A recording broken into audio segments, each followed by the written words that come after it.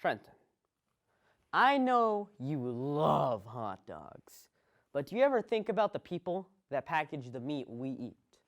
To be honest, no. I rarely actually think about whoever packages my food. I just kind of eat it. Well, you might want to think twice about that. Let me tell you why. Like many frontline workers, individuals working at meatpacking plants were hit hard by COVID-19. Last July at the JBS meatpacking facility in Greeley, Colorado, 6 meatpacking workers died and 290 tested positive for COVID-19. In the same month at a JBS pork plant in Sioux Falls, South Dakota, around 1,300 workers got COVID-19. And it gets even worse. In November 2020, at a Tyson Foods pork plant, managers were actually betting on how many of their workers would get COVID-19.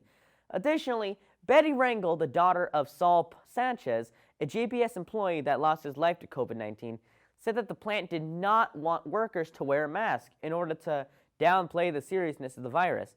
Let's hear now from Betty Rangel. I know there was several grievances filed with the union of people that were scared to go to work under the COVID conditions, wore masks, and were told that if they didn't take off the masks, they were going to be fired because they were going to create a panic and scare other employees. And I'm thinking, how is that protecting their employees? Why wouldn't they pull them aside and say, if you're worried, we're going to go ahead and do this to protect you. Let's work with this. And that just did not happen. How are these employees supposed to protect themselves in a deadly pandemic? Why are these conditions in these meatpacking plants so bad? And what is being done to protect these workers? I just have too many questions. Well, I think the conditions in these plants were bad long before the pandemic started. But we definitely need to investigate the meatpacking industry more. Luckily, Giovanna has more to report on this issue.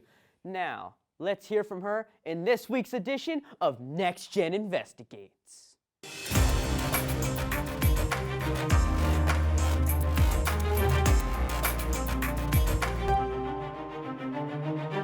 Hey NexGen News, Giovanna here for a special edition of NexGen Investigates. Today I'm going to take you behind the scenes of the meatpacking industry. Meatpacking plants across the country have been the epicenter for many COVID-19 outbreaks. According to the Food and Environment Reporting Network, as of February 26, 2021, 57,493 meatpacking workers have tested positive for COVID-19 and 284 have died. What is it about these plants that make them so susceptible to the virus? To answer this question, we'll have to look at the meatpacking industry as a whole. At many of these plants, there's a very large and long conveyor belt with workers packed closely together, quickly preparing meat to be packaged and processed.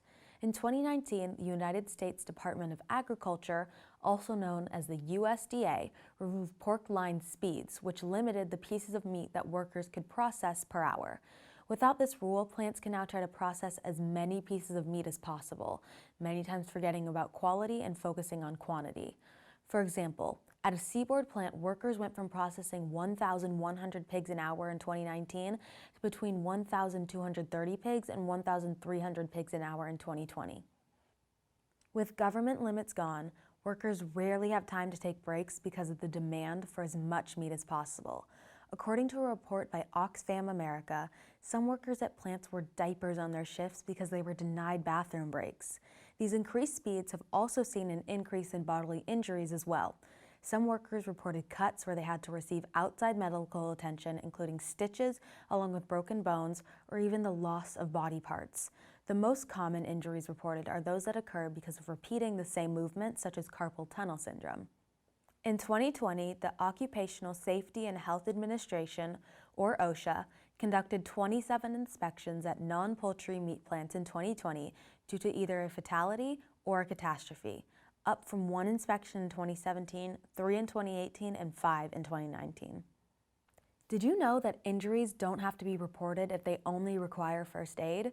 A U.S. Government Accountability Office report found that workers at numerous meat plants were repeatedly offered first aid treatments, even if the employee had a broken body part, instead of referring them to an outside doctor.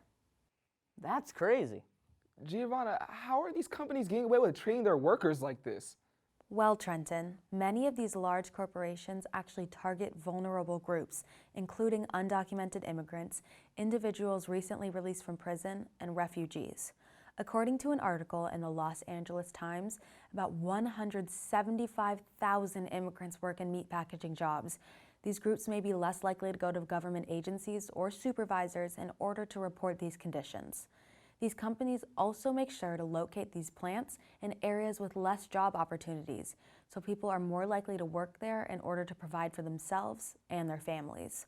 While companies are fined by OSHA for infractions, many of these fines are small, averaging around $13,000.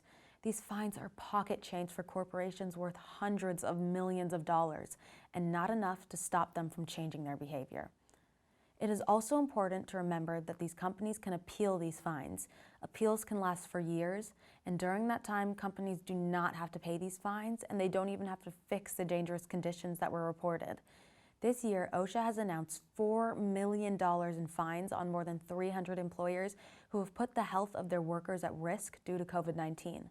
But as of February 2021, only $897,000 has been paid by 108 companies.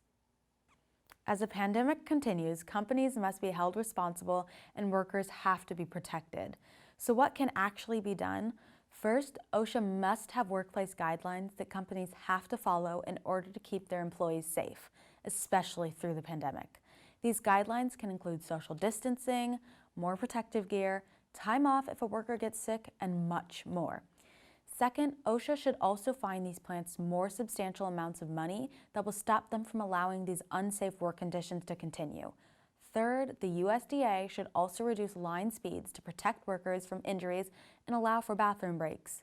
As the pandemic continues and the new administration fills positions in government agencies, we'll continue to watch and see if these meat processing corporations will make the necessary changes to keep workers who play an important role in this country safe. Wow, Giovanna, this definitely makes me think more about where my meat is coming from. It makes me look at those meat packages at the store a lot differently. Yes, this is such a lot to take in. I hope that these workers will get the safer conditions they deserve. Right, Oscar. Especially in a pandemic, no one should be subjected to such a dangerous environment. I hope we'll track this story in the future and be able to report changes these plants made.